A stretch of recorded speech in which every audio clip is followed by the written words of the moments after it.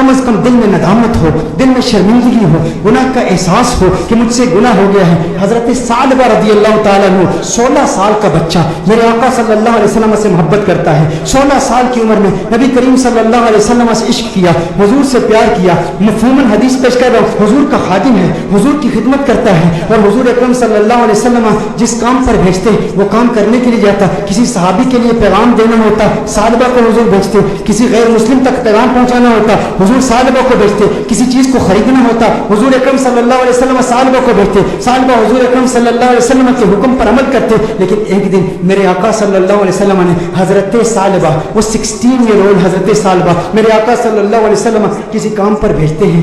آدھے دن کا کام تھا لیکن بہت وقت ہو گیا, ثعلبہ واپس نہیں آئے. ثعلبہ کہاں گئے؟ جب واپس آ رہے تھے تو دیکھا کہ ایک حمام ہے, اس حمام میں ایک عورت نہا رہی ہے, ایک پردہ لٹکا ہوا ہے, ہوا کا تیز جھونکا آتا ہے, پردہ اٹھتا ہے, ان کی نظر اس عورت پر پڑ جاتی ہے. ان کے دل میں کچھ رغبت ہوئی, کچھ میلان ہوا, دل میں خیال آیا, ہے ثعلبہ دوسری نظر تو حرام ہے لیکن آج تو نے کیا کیا؟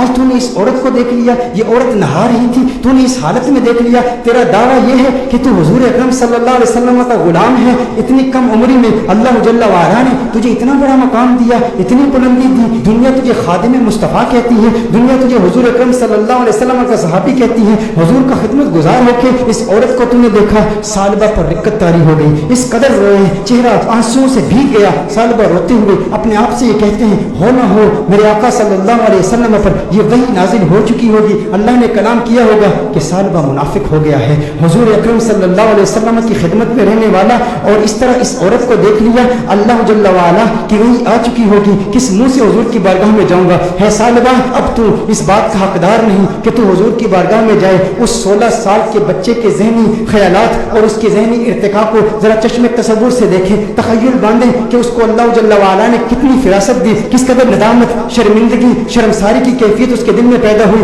یہ شرمساری کی کیفیت کہ ہمارے دل میں بھی ہے, ہم انسان ہیں, گناہ انسان سے ہو جاتا ہے, لیکن گناہ کے بعد ہمارا ری ایکشن کیا ہوتا ہے؟ ہم کیا ڈھیٹ ہو جاتے ہیں؟ ایک گناہ ہو تو اس کے بعد 10 گناہ کرتے ہیں. گھر میں تنہائی میں پورنوگرافی دیکھنے والے بھی اس بات پر غور کریں, عورتوں سے باتیں کرنے والے بھی اس بات پر غور کریں کہ جس کے دل میں ڈر ہو, جس کے دل میں خوف ہو, جسے حضور کا قرب ملا ہو, اس کے دل کی کیفیات کیسے بدلتی ہیں. ثعلبہ رضی اللہ تعالیٰ عنہ رو رہے ہیں, ان پر رقت طاری ہے, حضور کی بارگاہ میں حاضر نہیں ہوتے. ثعلبہ کہاں جاتے ہیں؟ پہاڑ پر جا کے عبادت کرتے ہیں, اللہ کو یاد کرتے ہیں, روتے ہیں. اب نبی کریم صلی اللہ علیہ وسلم نے نماز پڑھائی, سلام پھیرنے کے بعد اپنے صحابہ سے حضور نے خطاب کیا, ہے صحابہ ثعلبہ کہاں ہے؟ ایک کام پر بھیجا تھا. صحابہ عرض کرتے ہیں, یا رسول اللہ صلی اللہ علیہ وسلم ثعلبہ تو آدھے دن کا کام تھا, ابھی تک واپس آئے ہی نہیں, ابھی واپس پہنچے نہیں. نبی کریم صلی اللہ علیہ وسلم نے ارشاد فرمایا, تم جاؤ ثعلبہ کو تلاش کرو. ایک ہفتہ گزر گیا, ثعلبہ نہیں مل رہے, لوگ ثعلبہ رضی اللہ تعالیٰ عنہ کو تلاش کر رہے ہیں. دوسرا ہفتہ گزر گیا, تیسرا ہفتہ گزر گیا. میرے آقا صلی اللہ علیہ وسلم نے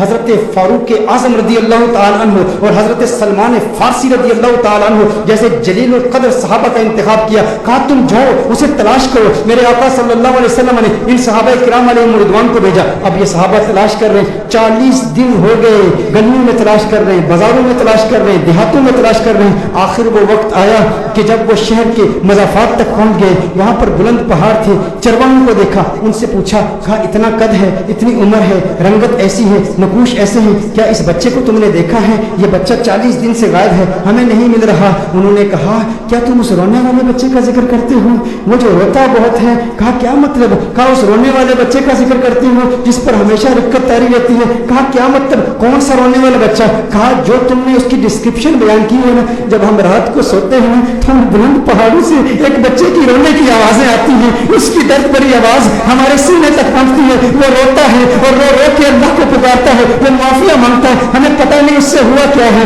کہا وہ آپ کے پاس کب آتا ہے؟ کہا ہم چرواہے ہیں, بکریاں چراتے ہیں, کبھی کبھی آ جاتا ہے, بکریوں کا دودھ پیتا ہے اور چلا جاتا ہے. فاروق اعظم نے فرمایا کب آئے گا؟ کہا یہ اس کے آنے کا وقت ہے, ابھی آ ہی رہا ہوگا. فاروق اعظم رضی اللہ تعالیٰ عنہ, سلمان فارسی رضی اللہ تعالیٰ عنہ علیحدہ ہو کر چھپ جاتے ہیں کہ کہیں ثعلبہ ہی نہ ہو. دیکھتے ہیں کہ ثعلبہ آ رہا ہے, ثعلبہ آ رہا ہے تو رو رہا ہے, دودھ پیتا ہے پیالے میں, لیکن پیالے میں دودھ کے ساتھ اس کے آنسو بھی گر رہے ہیں. فاروق اعظم رضی اللہ تعالیٰ عنہ فوراً باہر آتے ہیں, سلمان فارسی فوراً باہر آتے ہیں, او ثعلبہ تجھے کیا ہوا ہے؟ ثعلبہ تیرا چہرہ بدل گیا, اس قدر نحیف ہو گیا, اس قدر کمزور ہو گیا. ثعلبہ نے فاروق اعظم کو دیکھا, کہا نہیں میرے قریب نہیں آنا, ثعلبہ منافق ہو گیا ہے. وہی یاد ہی ہے, اللہ نے فرما काहे की बातें करता है, कैसी बातें करता है? कहा नहीं नहीं, मैं इस लायक नहीं कि तुम मेरे करीब हो जाओ, मैं जानता हूँ हुजूर तक पैगाम आ गया है, मैं डरता हूँ। कहा सालबा हमारे साथ हो। फारूक आजम ने फरमाया हमें हुजूर का हुक्म है। सालबा ने भागने की कोशिश की। कहा किस मुंह से आका की बारगाह में जाऊं,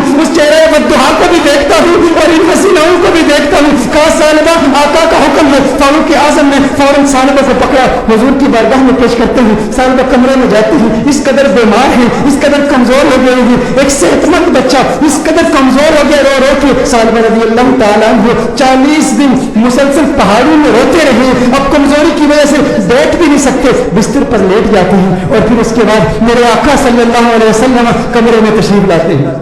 नबी करीम सल्लल्लाहु अलैहि वसल्लम जब कमरे में तशरीफ लाते हैं, वो करीम आका है, उनकी शान करीमी के क्या कहने, उनकी अज़मतों के क्या कहने। शहीद सालबा को देखते हैं तो मेरे आका सल्लल्लाहु अलैहि वसल्लम बिस्तर के करीब तशरीफ लाते हैं, उसके सर को उठाते हैं, अपनी गोद में रखते हैं। अरे क्या किस्मत है उस सहाबी की। मैं कहता हूँ दोस्तों, गुनाह हो जाए लेकिन गुनाह के बाद भी शर्मिंदगी भी ऐसी हो, गुनाह हो जाए फिर गुनाह के बाद नदामत भी ऐसी हो, गुनाह हो जाए लेकिन गुनाह के बाद अपने नफ्स को सदा का सिलसिला भी ऐसा हो। और फिर जब अल्लाह तौबा कबूल करता है ना, तो फिर किस्मत अरूज पे होती है, फिर उसके मुकद्दर ये झांकते हैं, अल्लाह ऐसा करम फरमाता है कि उसे फिर आका की गोद नसीब होती है। मेरे आका इरशाद फरमाते हैं सालबा आंखें खोले। सालबा आंखें खोलते हैं, कहते हैं या रसूल अल्लाह, आका मैं गुनहगार, मैं सियाकार, आका मुझे आपकी गोद मिली, मैं इसके इस काबिल कहाँ।